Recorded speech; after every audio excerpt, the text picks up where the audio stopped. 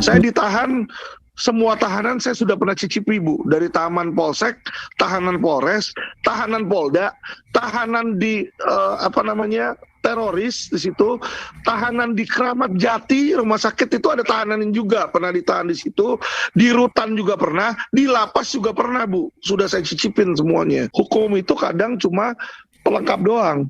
Balik lagi ke kita punya 3 itu atau enggak. Yang saya bilang kemarin, yaitu 1, kita punya uang enggak? Kalau nggak punya uang, kita harus punya kekuasaan. Ya kan, kekuasaan tuh misalnya kita kenal lah sama pejabat lah. Misalnya Bapak ada kasus di pengadilan negeri, ya kan, kenal sama salah satu hakim agung, wah bisa dibantu tuh, ya kan. Atau kenal sama Pak Presiden Jokowi, wah kuat itu, ya kan. Kalau nggak punya 2 itu, ya yang ketiga, bisa viral nggak, punya media nggak? Coba kalau kasus Brigadir J tidak viral, mana kan ada diperiksa ulang, nggak mungkin. Di situ ya biarin aja itu jalan terus itu kemarin. Di situ siapa yang berani ngurusin goyang sama Pak Ferdi Sambo bintang 2, polisinya polisi. Jadi kita harus punya salah satu dari 3. Nah kebetulan LQ punya yang ketiga, yaitu kita bisa membuat viral. Nah inilah yang sedang berusaha sama pemerintah disensor, teman-teman. Jadi misalnya berita yang kita naikin, saya naikin di situ kan, saya bicara nanti dikutip sama Detik, nanti sama Detik sama editornya dibuang, sama Babe disensor. Nah disinilah makanya teman-teman ya anak-anak Tuhan ini wajib punya yang namanya media sosial. Teman-teman ini harus menjadi jaring, harus menjadi corong untuk memberitakan kalau ada seseorang atau sesuatu yang tidak benar, kita harus punya corong yang kuat. Ya. Hanya disitulah teman-teman satu-satunya defense kita. Saya kasih tahu, ini sangat berbahaya ini, berjalannya waktu ke depan ini sangat berbahaya. Kesewenangan itu tidak ada batasnya. Mereka nggak suka sama seseorang, dia bisa rekayasa kasus. Bayangin, korban pembunuhan, dia dibunuh berencana, bisa dibikin seolah-olah malah itunya jadi penjahat, si Brigadir J-nya. Diputar 180 derajat, ngeri nggak teman-teman? Kalau itu dia bisa lakukan, bagaimana yang lain? Teman-teman lihat ada kasus kayak si Setia Novanto pergi keluar, ada Gayus lagi nonton tenis di situ kan. That's the fact, saya bilang, ya kan. Orang mau nggak setuju sama saya, biarin. Nanti silakan Ibu Wonder Woman dulu, Ibu Linda Dewianti. Silakan Bu. Ibu Linda. Lu, ya silakan. Santiamer, Pak Santiamer. Halo, Pak Santiamer. Ya, 1 senti anggur merah. Ya, anggur merah ya tahu. Shalom juga untuk Pak Alvin dan tim. Selamat malam. Pak Alvin, saya mau bertanya ya Pak. Kan kita sering mendengar istilah, ya, ada satu misalnya tawaran ya dari Bapak Hakim lah, penegak hukum ya. Begini Pak, kalau mau menang, siapkan duit segini, 500 juta, 1 miliar, berapalah M, nggak tahu. Saya ulang ya, kalau mau menang, siapkan duit 500 juta atau 1 miliar. Benar-benar statement ini membuat daun telinga saya ini bergoyang, Pak. Pertanyaan saya, Pak Alvin, apakah kemenangan atau kebenaran ini bisa diukur dengan sejumlah uang? Itu pertanyaan pertama. Yang kedua agak menggeser sedikit. Saya mau bertanya ke Pak Alvin tentang penjara ya Pak. Penjara itu sebetulnya apa ya Pak? Tempat sekolah, tempat mendidik, atau tempat menyiksa orang? Nah, apakah benar di penjara itu sesama napi bisa menyiksa napi yang lain? Kalaupun itu memang terjadi, lantas petugas-petugas yang di dalam penjara itu apa fungsinya? Kenapa cerita ini saya angkat, pertanyaan ini saya angkat, basic kepada si ND itu Pak Alvin. Mohon tolong Pak Alvin menjawab ya Pak. Terima kasih banyak. Oke, langsung aja Pak Alvin, silakan Pak. Baik, makasih Bu. Tadi yang pertama apa Bu? Pertanyaannya Bu? Kalau Singkat sering aja. kita dengar istilah, kalau mau menang, Oh iya, siapkan tentang duit. suap. Oke, Iya. ngerti. Oke Bu, saya jawab ya Bu ya. Jadi gini Bu, itu balik lagi tergantung oknum Bu. Saya pernah saya ketemu beberapa kali hakim yang benar-benar jujur Bu. Dikasih duit tidak mau. Ya, polisi yang benar-benar jujur. Kayak polisi Pak Barnabas itu jujur Bu. Ya, dikasih uang nggak mau. Saya waktu itu mau kasih karena saya melihat nih beliau baik ya kan. Maksudnya sebagai sukarela, bukan sebagai suap. Dia bilang nggak usah, makasih. Saya lihat wah ini oke. Jadi sama, kalau menang itu harus suap juga tidak benar ya. Jadi kita mengeneralisasikan sesuatu. Dunia ini seburuk-buruknya dunia ini masih ada orang baik. Seburuk-buruknya institusi Polri di mana dihina orang mati-matian Bu, saya masih belain. Masih ada Bu polisi yang baik, masih. Saya ngelihat sendiri depan mata saya yang dari pagi sampai malam bersihin polisi itu yang kerja iniin tahanan juga yang baik ada Bu. Ya, jadi contoh Bu di Polda Metro Jaya itu ada 3 shift Bu, ada 3 shift. Ya kan, ada satu kepala shift itu tidak pernah mau terima suap. Jadi kalau di shiftnya dia pasti selalu semua digembok, dikunci. Kenapa? Karena kalau dia mau buka, istilahnya mau buka kunci, itu namanya buka keong. Itu bayar Bu, ya kan. Jadi dari 3 regu, 2 regu selalu dibuka kalau kepalanya itu. Tapi kalau masuk ke kepala yang ketiga, selalu dia kunci. Lu mau bayar lebih tinggi 10 kali lipat kayak 20 kali lipat kayak tidak akan dibukakan di situ ya. Jadi balik lagi kita bicara jangan generalisasikan institusi. Tidak semuanya buruk. Masih ada yang baik walaupun ya sepengetahuan saya melihat kayaknya ya lebih banyakkan yang buruk daripada yang baik gitu loh. Jadi kadang kita sulit melihat bahwa ini institusi yang udah bobrok atau memang orangnya di situ Bu ya. Jadi saya juga nangani beberapa kasus di mana saya nggak nyogok, nggak nyuap, menang di situ. Ya kan, karena memang karena memang secara hukumnya benar di situ. Ya hakimnya juga benar, hakimnya sholat, hakimnya mungkin dia doa juga, ya kan. Jadi nggak semuanya hakim itu harus bayar terus kita menang, tidak Bu. Makanya saya ada beberapa klien, kalau ada beberapa klien yang dijolimin, saya bilang, kamu kuat mental nggak? Kuat kata dia, oke. Terus gimana rencana Pak Alvin? Kita ajuin gugatan aja terus sampai menang. Kagak ada jumlah batas waktunya kok.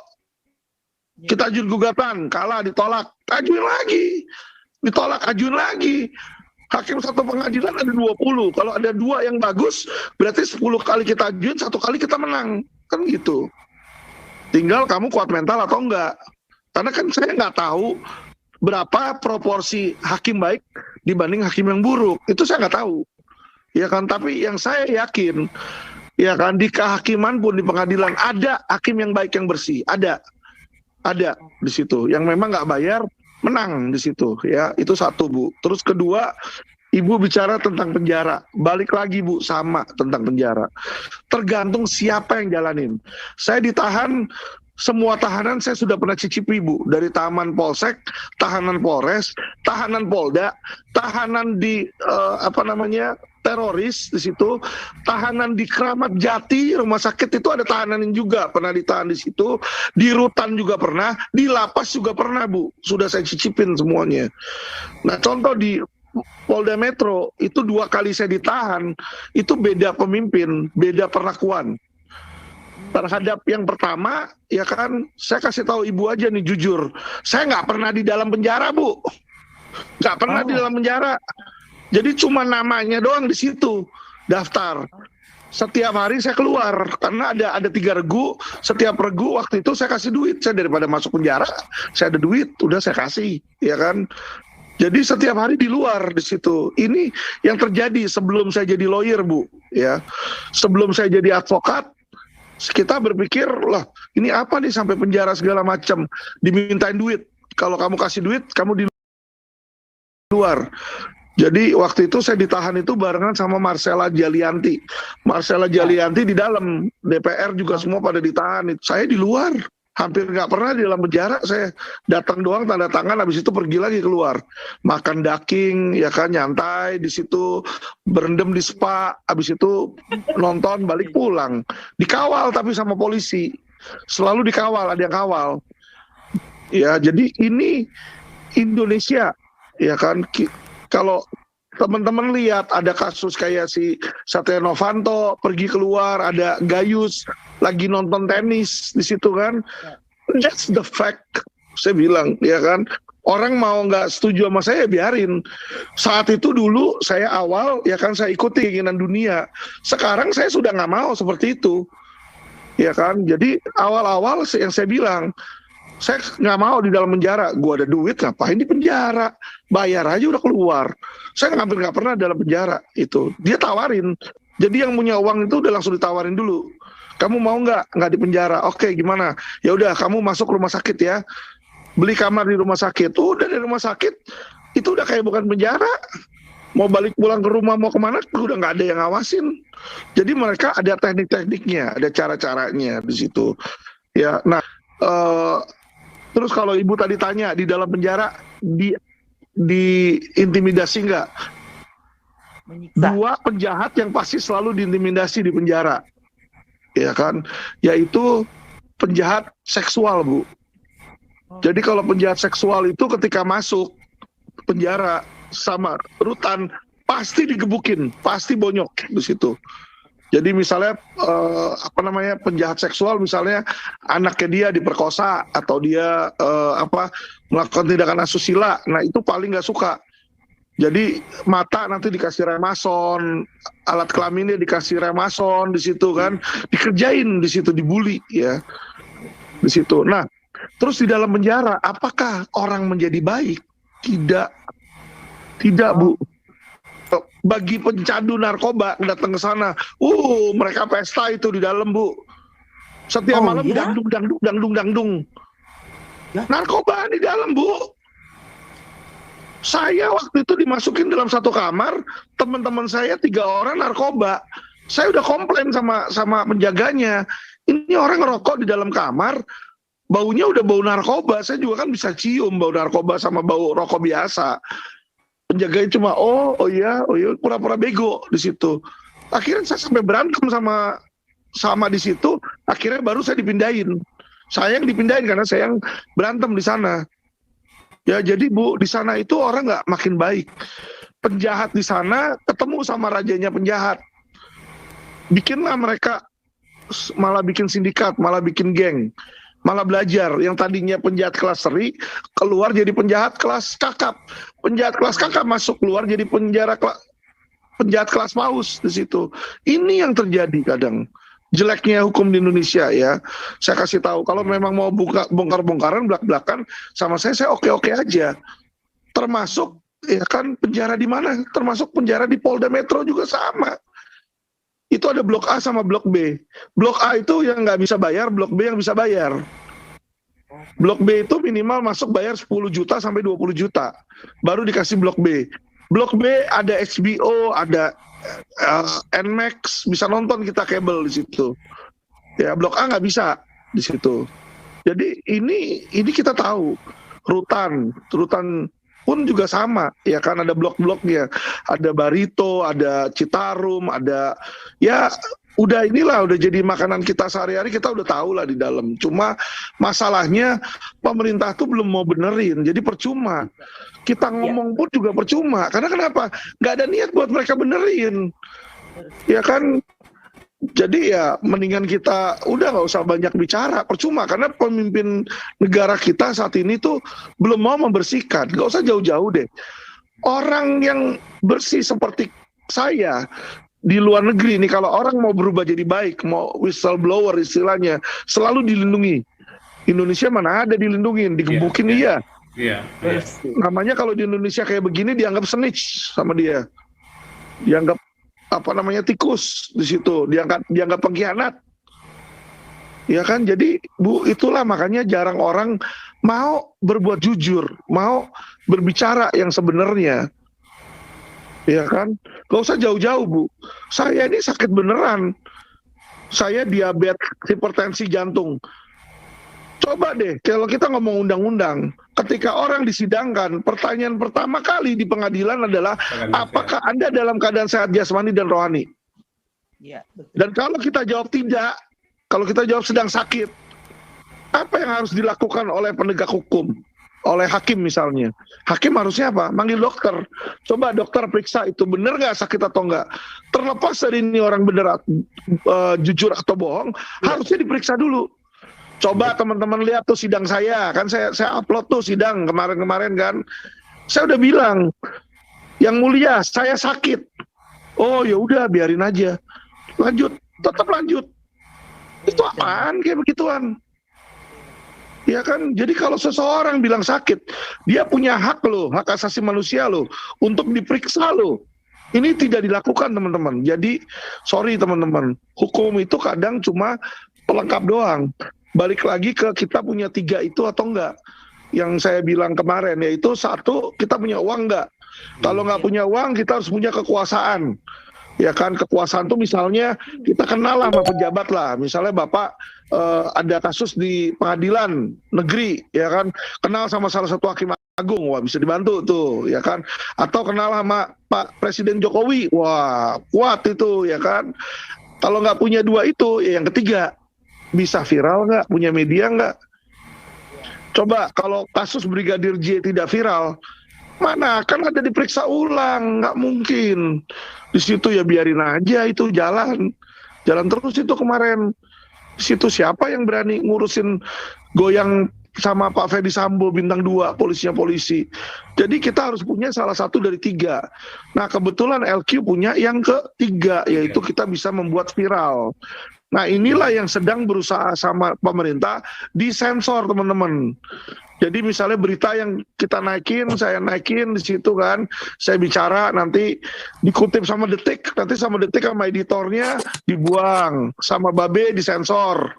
Nah disinilah makanya teman-teman ya anak-anak Tuhan ini wajib punya yang namanya media sosial. Teman-teman ini harus menjadi jaring, harus menjadi corong untuk memberitakan kalau ada seseorang atau sesuatu yang tidak benar, kita harus punya corong yang kuat. Ya. Hanya disitulah teman-teman satu-satunya defense kita. Saya kasih tahu, ini sangat berbahaya ini berjalannya waktu ke depan ini sangat berbahaya. Kesewenangan itu tidak ada batasnya. Mereka nggak suka sama seseorang, dia bisa rekayasa kasus. Bayangin, korban pembunuhan dia dibunuh berencana, bisa dibikin seolah-olah malah itunya jadi penjahat si Brigadir J-nya. Diputar 180 derajat, ngeri nggak teman-teman? Kalau itu dia bisa lakukan, bagaimana yang lain? Ya kan, jadi tanda tanya buat kita di sini. Inilah maksud saya, kalau kita nggak mengkuatkan corong media, people power di sini ya, di mana teman-teman masing-masing punya medsos dan gaungkan, akan sulit nanti untuk mendapatkan keadilan. Hanya ada nama jalan doang tuh di Jakarta Barat tuh, Jalan Keadilan. Tapi di Indonesia nggak ada itu. Persis. Jadi begitu Bu Linda ya. Jadi betul yang dibilang oleh Pak Alvin itu ya, di rutan itu atau di penjara orang bukannya semakin baik loh. Bahkan yang menjaga itu menjadi singa bagi mereka. Contoh di penjara atau di lapas wanita yang narkoba atau psikotropika ya. Tahu nggak? Ini info yang saya dapat orang pertama. Saya tidak tahu daerah mana ya. Itu yang perempuan itu malamnya itu dijadikan jadi PSK loh, perempuan itu jadi PSK.